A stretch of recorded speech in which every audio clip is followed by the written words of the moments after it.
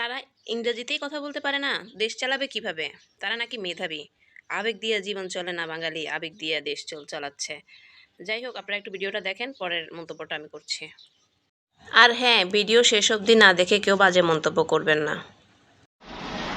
civil society, student leaders, really to kind of hear what areas and what priorities could we help with as you take on this task.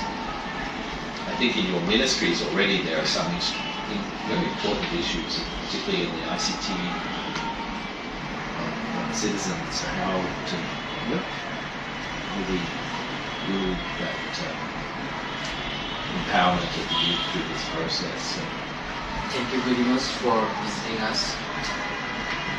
I think we need an interpreter. So I guess. Thank you very much.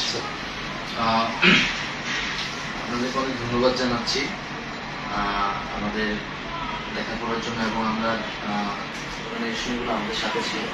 বিশেষত আপনার সাথে তো আমাদের দেখা হয়েছিল মুভমেন্টের একদম শুরুতে। আমরা কীভাবে অ্যাকোমোডেট করা যায়, মুভমেন্টের ঠিক পরবর্তী সময় আমাদের ট্রাফিক পুলিশ ছিল।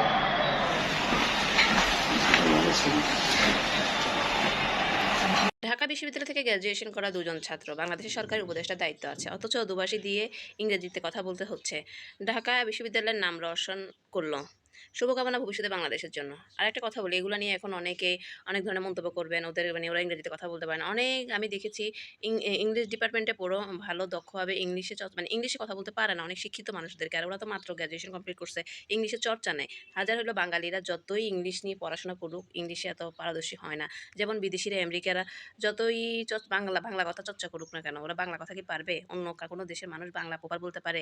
সামান্য ইন্ডিয়ার মানুষও তো বাংলা কথা উচ্চারণ করতে পারে না, বাংলা কথা বলতে পারে না। ইন্ডিয়া যারা মুম্বাইতে থাকে, যারা হিন্দি কথা বলে, তারা বাংলা উচ্চারণ করতে পারে? ভুল ত্রুটির ঊর্ধ্বে মানুষ না, ওরা আস্তে আস্তে শিখবে। ওদেরকে অ্যাপ্রিসিয়েট করা উচিত। ওরা মুনজারিন আর আইমান সাদিকের কাছে 1 মাস 10 মিনিটের স্কুল করলে ওরা অনবরত ইংলিশে কথা বলতে পারবে, আমার বিশ্বাস।